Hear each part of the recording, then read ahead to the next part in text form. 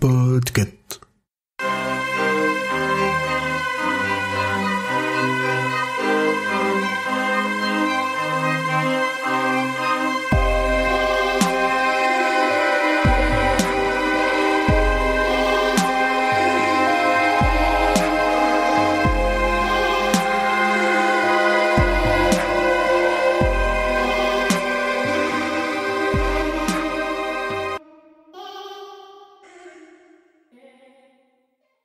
Alors, oui, alors ça a peut-être été un petit peu long, mais comme on se l'est dit en privé, moi je me fais plaisir. On est en train de boucler le cycle le plus important de mon auteur préféré. Il est hors de question que je laisse passer des infos. Non, en fait, il y a... déjà, je vais pas refaire tout le topo que j'avais fait au premier tome sur et la jeunesse du roman et dans quel ordre il faut lire, machin. Il faut aller tout simplement réécouter le premier épisode qu'on y a consacré. C'est dans ma chronique à la fin. Il y a des petites choses qui ont évolué quand même dans le guide de lecture du cycle parce que il est sur le site sur stephenkingfrance.fr parce que quand on a débuté le cycle et qu'on disait tous les bouquins qui sont connectés, toutes les histoires qui sont connectées et tout, c'était il y a 2 ans et demi. Et entre-temps, il y a 50 bouquins qui sont sortis et il y en a qui sont connectés à la tour, dont certains qui sont tellement connectés à la tour qu'il y a la tour sombre en couverture du bouquin, quoi. Donc, là pour le coup, celui-là, il est archi connecté. Ce qui a changé aussi, c'est que King, il a expliqué que le livre sur la bataille de Jericho Hill, qu'il avait déjà évoqué, qu'il avait plus ou moins promis aux fans et tout, parce qu'il voulait l'écrire. En fait, entre-temps, il a dit qu'il le fera certainement pas.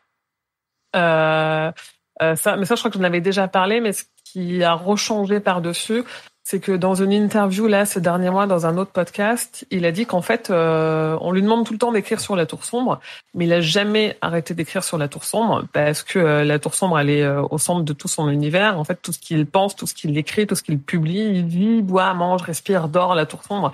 Tout est toujours en lien avec la Tour et avec le cycle, et donc peu importe si le lien, il est fort ou pas, évident ou pas, tant qu'il écrit, il continue d'inscrire des choses dans l'univers de la Tour Sombre, que ça se passe dans l'entre-deux-mondes avec Roland ou que ça se passe dans notre monde ado, quoi. Après, la bataille de Jericho Hill, elle a été faite en comics.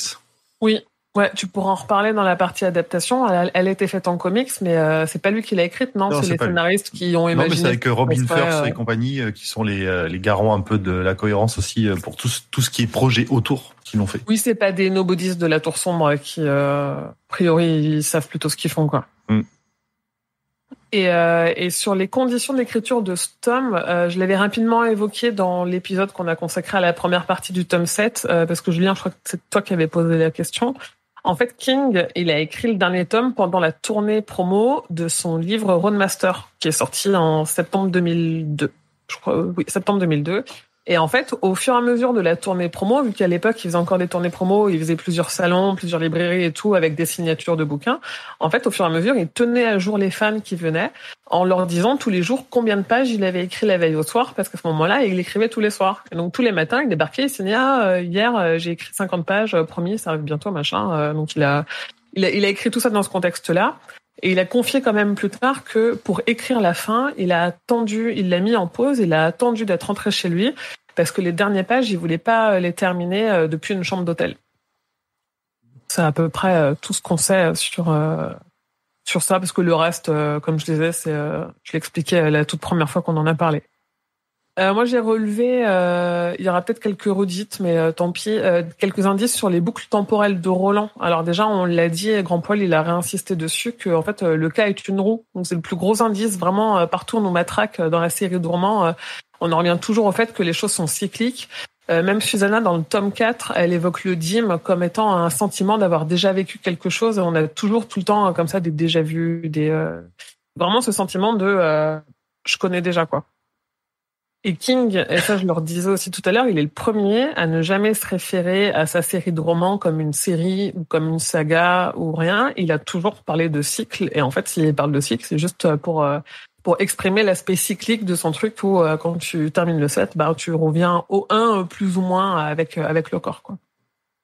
Il y a des trucs aussi avec Grand Poil qu'on s'est amusé à relever, où vraiment où on s'envoyait des messages comme des petits faux à la lecture du début du premier tome avec tous les signes où Roland est vaseux, les signes qui viennent de revenir. Et ça, et je crois que je l'avais relevé. Non, je l'ai pas redétaillé, mais il y a vraiment des passages complets où il a des vertiges et où il est pas bien. Et en fait, on comprend que c'est parce qu'on vient d'entamer un nouveau cycle, quoi. Ça, pour moi, ça fait partie des réécritures. Oui. Ça devait pas. Je crois pas que c'était dans la version d'origine. Non, ça l'était pas. Tous ces trucs-là, en effet, ça l'était pas. Il les a rajoutés à la réécriture. C'est montré dans les sites et dans les livres qui comparent. On sait qu'il l'a rajouté plus tard. Parce que on est d'accord que quand il a écrit le tome 1, il avait pas la fin du tome 7. De toute façon, le tome 1, c'est 5 nouvelles qu'il a écrites. Oui, c'est ça. On est d'accord que quand il a écrit le tome 1, il partait pas sur une saga réellement. Enfin, il avait pas la trame générale, il avait pas. Ouais. Non, parce que en fait, il a écrit les 4 premiers en les sortant genre à plus ou moins 10 ans d'intervalle, en sachant pas du tout ce qu'il allait en faire. Et c'est quand il a attaqué le 5, il savait 5, 6, 7 où il allait. Et donc du coup, avant, il a relu et retravaillé 1, 2, 3, 4 pour les rendre plus cohérents les uns avec les autres, et aussi du coup disséminer un peu tous ces indices là qu'on a relevés. Et il y en a beaucoup plus. Je vais pas tous le faire. Je fais les plus évidents et ceux qui m'ont le plus plu, quoi. Il y a aussi Walter qui fait des références à Roland assez souvent à chaque fois qu'ils se croisent, à propos du fait de toujours recommencer et de toujours échouer, et des références que Roland il comprend jamais. King il s'emploie aussi à insister sur l'importance du corps d'Eld, que Roland là non plus ne comprend pas. Moi non plus.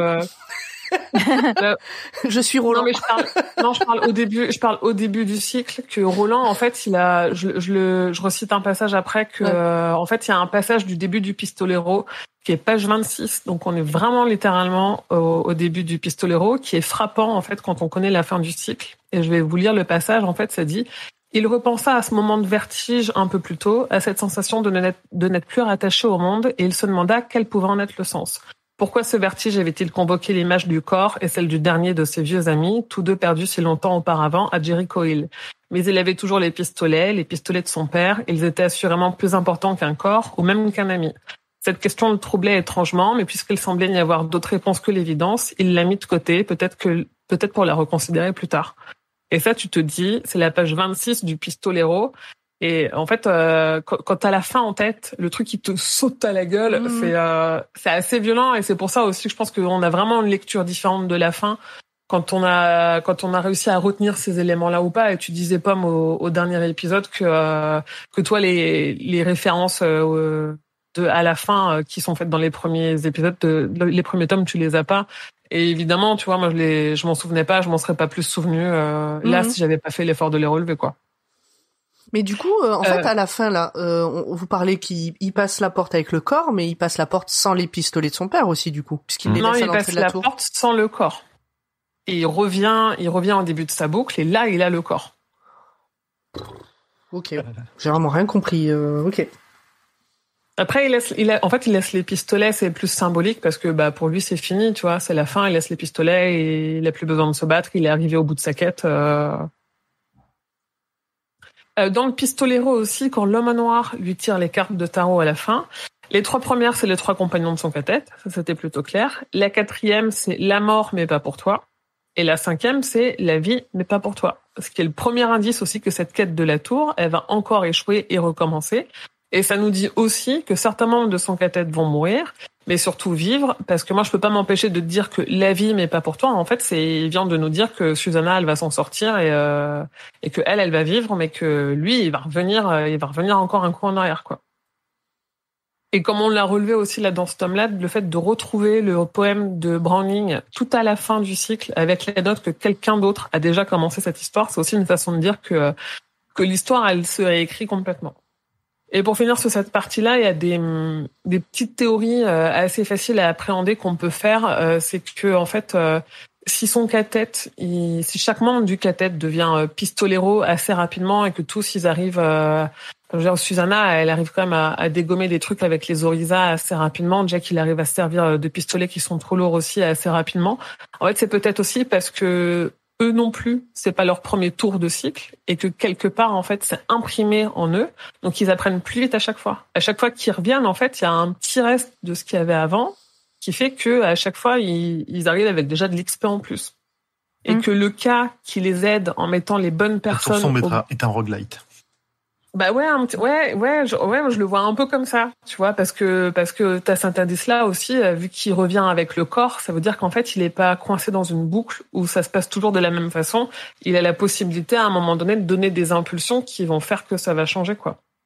Et donc, du coup, que le cas qui les aide en mettant les bonnes personnes au bon moment sur son chemin, c'est juste lui qui, d'essai en essai, apprend à faire les bons choix. Et que en fait il y a pas de ta gueule c'est magique, c'est juste un nouvel essai avec des variantes et qu'à chaque fois il apprend et puis il se rend compte de ce qui fonctionne ou pas et ça reste un peu imprimé dans son subconscient et ça fait partie de tous les flashbacks de dialogue qui sont à la toute fin de ce tome-là avec Cort qui lui dit tu es celui qui ne change jamais et ça sera ta damnation, un truc comme ça. Je l'avais repris genre je serai ta damnation mon garçon, tu useras une centaine de paires de bottes à cheminer jusqu'à l'enfer. Et Vanek qui lui dit quand même ceux qui ne se souviennent pas de leur passé sont condamnés à le revivre. Donc on a vraiment on nous répète vraiment le fait que qu'en fait c'est vrai que quand tu sais la fin, c'est vrai que c'est méga obvious. Est-ce que en fait, parce que dans la saga, le cycle que nous on a lu, tout est écrit par un auteur. Par Stephen King. Enfin, il se met en scène, c'est lui qui a écrit l'histoire de Roland, etc. Donc en fait, cette histoire de cycle, c'est pas tellement l'histoire du pistolero, c'est l'histoire de l'auteur qui est jamais tout à fait satisfait de ce qu'il a écrit et qui recommence l'écriture en modifiant des trucs. C'est l'histoire de Gann qui utilise King pour comme une marionnette pour lui-même avoir des marionnettes, quoi. Si tu pousses vraiment le truc du multivers de King jusqu'au bout, en fait King c'est une marionnette de Gann qui est au-dessus de Roland, au-dessus de Gripsou, au-dessus de tout le monde, quoi. Mais oui, après, en effet, après moi, comme on en reparlera, mais du coup là tu rentres dans des trucs méta que moi je ne maîtrise pas du tout. Et en fait c'est comme quand tu parles de voyage dans le temps et à un moment donné j'ai les yeux qui se croisent et je comprends plus, quoi. Je suis assez peu à l'aise avec ces sujets-là, quoi. Mais par exemple pour reprendre sur les changements qui sont impulsés à chaque cycle, en fait le fait qu'il soit prêt à épargner Mordred à la fin contre la Vidotte, c'est le signe qu'il a changé. Parce qu'avant, il aurait laissé tomber n'importe qui. Parce qu'en fait, le Roland, c'est un addict. Tout ce qu'il veut, c'est aller à la tour, c'est sa drogue, c'est son obsession. Et peu importe qui il perd en chemin, en fait, il va y aller. Et c'est ce qui se passe au début, tout au début du Pistolero, où il tue une première fois pour le coup, c'est plutôt une évolution dans ce cycle-là, plutôt que en lien avec les autres cycles. Ah oui, mais c'est une évolution dans ce cycle-là. Je suis en train de détailler les détails qui font que pourquoi, quand il va reprendre, il va avoir le cordel, tu vois. Parce que le signe ultime, en fait, qu'il réussit à changer et à modifier le cycle, c'est que cette fois, il a le cordel dans les faits et que c'est une récompense pour les leçons qu'il a apprises. Et que, en fait, là, on peut se dire que ça se trouve que toutes les versions précédentes, il a sacrifié un de ses amis, ou il a laissé mourir Hot, où il s'en fichait, ou il a empêché Susanna de partir, il l'a obligé à continuer avec lui, on sait pas, tu vois, peut-être que, et là, vu qu'il a passé un cap dans son action et qu'il a changé quelque chose, le cas lui donne une récompense. Et c'est un peu aussi pour ça que la mort de Randall, vous la trouvez naze. En fait, c'est parce que déjà Randall, il sert plus l'histoire, donc on le dégage, on le sort, et qu'en fait, il a jamais été une menace parce qu'il a pas besoin de mourir comme un héros en grande pompe. Randall, il est conscient de la boucle, quoi. Donc il s'en fout. Il s'en fout parce que vu que c'est lui dès le départ qui prévient que Roland il va continuer à faire des boucles, lui il est en dehors de la boucle, donc il intervient. De la boucle, putain. C'est pas déconnant parce qu'il s'en fout un peu en fait de souvenir à chaque fois qu'il meurt, c'est un peu bon fou, tu vois, c'est. Ouais, et plusieurs fois, il lui dit vraiment littéralement tu reproduis toujours la même erreur et et t'as vraiment il y a des dialogues. Alors je les ai en anglais parce que je les ai dans un bouquin qui est super qui s'appelle The Road to the Dark Tower, qui est un livre de Bev Vincent, qui est un spécialiste de King, qui est très proche de King, qui est franchement tout ce qu'il écrit sur King, on peut faire confiance. Sauf que le souci c'est que c'est jamais traduit. Et ça fait partie des trucs que j'ai dévorés après. Et lui, il a relevé vraiment des dialogues entre Randall et Roland, Randall lui dit mais en fait t'es en train de faire comme la dernière fois, tu vas te planter. Et on a vraiment la pensée de Roland de dire mais de quoi il parle, en fait j'ai jamais vu cet endroit. Et puis pouf, l'histoire reprend comme si de rien n'était, quoi. Donc Randall lui il s'en bat les couilles de mourir là parce que il sait que est ok pour lui, et de toute façon vu qu'il est multiple, il a pas d'âge, il appartient à aucun univers et tout, on a peut-être perdu des morceaux à la traduction parce que les trucs, là, l'exemple dont tu parles là, j'arrive vraiment pas à le voir dans les échanges qu'on a pu avoir entre Roland et Randall. Je les reprendrai dans le bouquin, je vous les enverrai. Ils ont de toute façon toujours des échanges un peu chelous, pas très compréhensibles en première lecture, je trouve. Oui, ça, oui. Ouais. Donc je pense qu'effectivement. Moi, toute la partie autour du feu, j'étais paumé, quoi. Le tirage de tarot, j'étais paumé, quoi. La dernière partie du pistolero. Je l'ai résumé, hein. J'ai rien compris. Je me suis contentée de résumer phrase par phrase, pas idée par idée. Moi, j'avais pas compris, mais j'avais beaucoup aimé, tu vois. Je me souviens, ouais. Le voyage Space Cake, c'était très bien. Et j'ai bientôt fini, et je vais pas finir par les connexions, parce que déjà, on n'a pas fait les connexions à l'épisode précédent, on va pas les faire là parce qu'on les a relevées au fur et à mesure, et qu'en vrai, il y en a pas tant que ça. Au pire, tout est redétaillé sur un certain site. En fait, je voulais me faire un petit kiff de fan, parce que je sais que c'est une question qui est revenue plusieurs fois, et pas forcément que dans le cadre de La Tour Sombre, en fait. Je voulais revenir sur le fait qu'on sait pas quelle est la part de vrai et la part de fiction dans la façon dont King se traite dans l'histoire. Il est quand même vachement dur avec lui-même, il se dépeint pas sous un jour très flatteur. À mon avis, c'est aussi parce qu'il a voulu se représenter tel qu'il était quand il était au pire de son addiction. Mais puisque tout tourne quand même autour de son accident, c'est vraiment l'événement clé de cette partie du cycle. Ce que je vous propose de faire, c'est de revenir sur les différences entre son accident dans le livre et celle avec son vrai accident. Parce que une fois de plus, dans le livre dont je parlais, The Road to the Dark Tower de Bev Vincent, il y a un encadré sur voilà comment ça se passe dans le bouquin et voilà comment ça s'est passé dans la vie réelle. Et je me suis dit, vu que c'est quand même le centre, qu'on nous colle des 19 partout et que Roland, il a mal, il se plaint non-stop de sa putain de douleur qui en fait est la douleur de King de son accident. Enfin, voilà, je me suis dit, on va revenir là-dessus. Donc King, il a son accident le 19 juin 1999 à 16h20 dans le roman, heure à laquelle le père Callahan, il avait rendez-vous à la Sombra Corp plus de 15 ans plus tôt, hein, c'est pas un horaire pour rien. Dans la vraie vie, l'accident, il était plutôt vers 16h30. Jake ouais, c'est pas très loin, mais tu vois, du coup, il s'est quand même amusé à se dire, en fait, je vais mettre, vu que j'avais mis, je pense qu'il s'est dit, vu que j'avais mis 16h20 pour Callahan, je vais mettre quand même 16h20 pour mon accident, quoi. Jake, il veut stopper Smith en lui donnant envie de faire pipi. Et en fait, c'est une référence de King au fait que lui-même venait de faire pipi dans les bois et qu'il lui faudrait ensuite 2 mois. En fait, il dit dans une interview que quand il a eu l'accident, quand il s'est fait renverser, il venait d'aller dans les bois pour faire pipi et qu'ensuite il lui faudrait 2 mois avant d'être capable de refaire pipi debout. Il savait pas que ce serait la dernière fois avant longtemps, quoi. Ouais, c'est ça. Donc ça, c'est des détails comme ça qui l'ont marqué, surtout qu'il a très peu de souvenirs de beaucoup d'instants, quoi, à ce moment-là. Aussi, les femmes qui croisent le van et qui se disent « Oula, il conduit pas droit, j'espère qu'il va pas renverser King ». En fait, dans la vraie vie, elles existent vraiment, mais elles ne ramassaient pas des baies sur le bord de la route. Elles étaient elles-mêmes en voiture, elles vont croiser le van en voiture. Donc, elles avaient déjà dépassé King.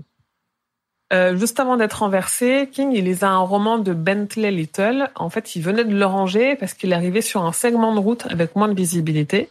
Il l'a bien fait, mais en fait, il a été projeté 15 mètres plus loin et le rapport de police dit que ce qui lui a sauvé la vie, c'est d'avoir certainement entendu le van en dernière minute parce qu'il s'est retourné. Donc, ça l'aurait mis dans une position ou un endroit de la route où, en fait, quand il a été projeté 15 mètres plus loin, il a atterri sur un bout de pelouse et il y avait un mur de rocher juste à côté. Donc, potentiellement, en fait, à 1 centimètre près, il était projeté 2 mètres à côté et là, c'était fini, quoi.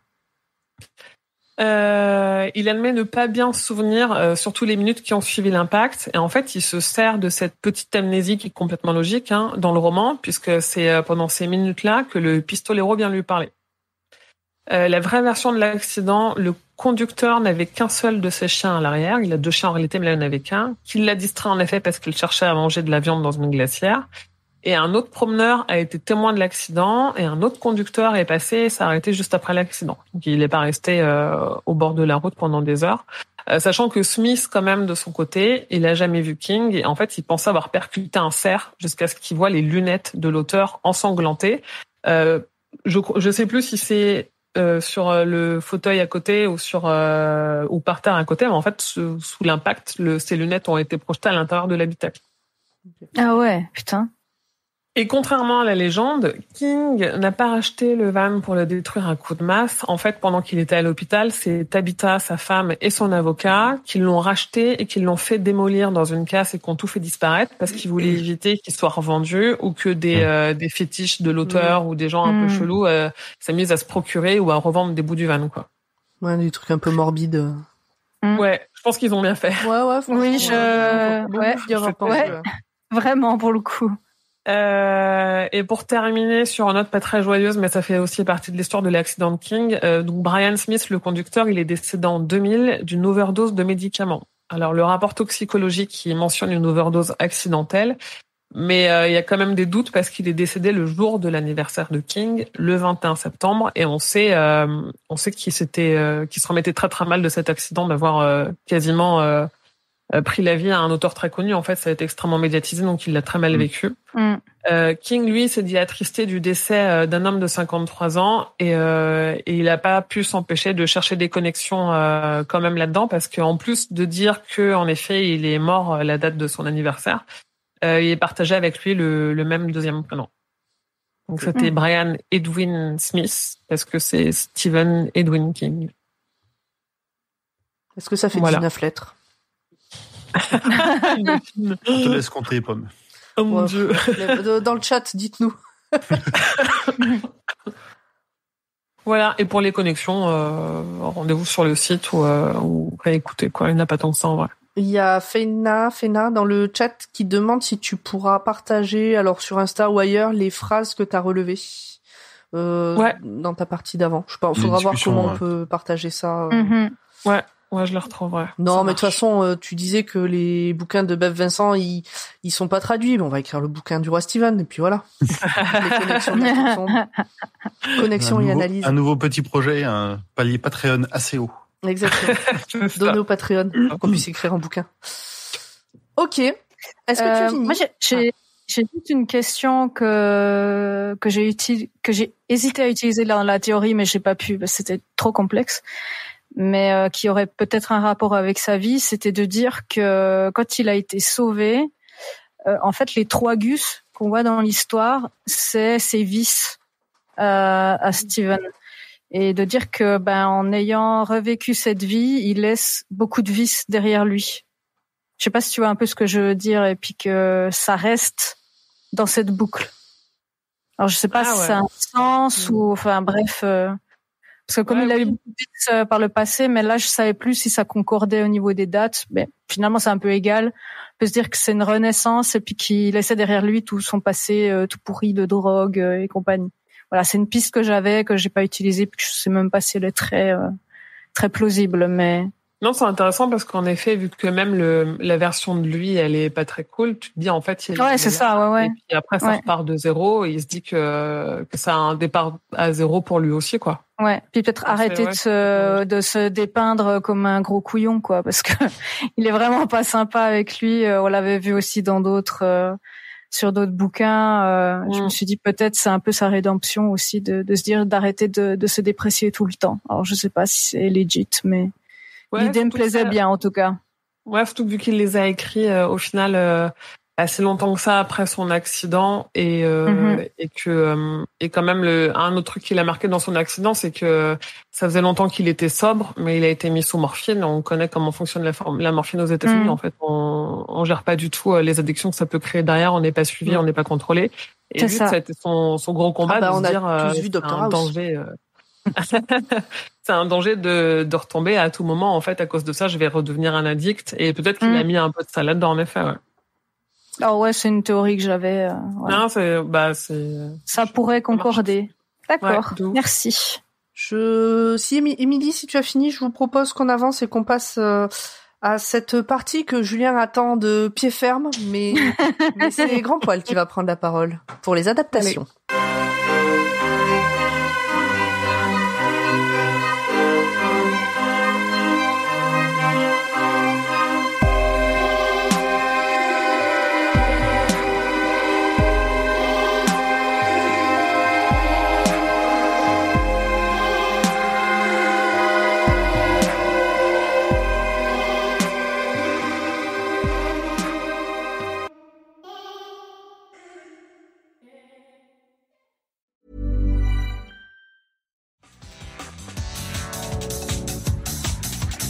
Bonjour à tous, ici Jérémy Kleiss. Ici Laurent Bazar et aujourd'hui Acast vous recommande Sens Créatif, le podcast qui explore les liens entre créativité, boxon et transcendance. Toutes les 2 semaines, à travers des interviews avec des artistes, nous développons une réflexion singulière et introspective sur la créativité. Si le boxon peut s'apprivoiser et que la moindre de nos failles peut se transformer en terreau fertile, alors nous sommes convaincus que la créativité peut devenir le meilleur outil de dépassement de soi. Si l'illustration, la BD, le graphisme, le podcasting ou encore le stand-up vous intéressent, alors promis, Sens Créatif, ça va vous plaire. Retrouvez-nous sur Acast et sur toutes vos plateformes de podcasts préférées.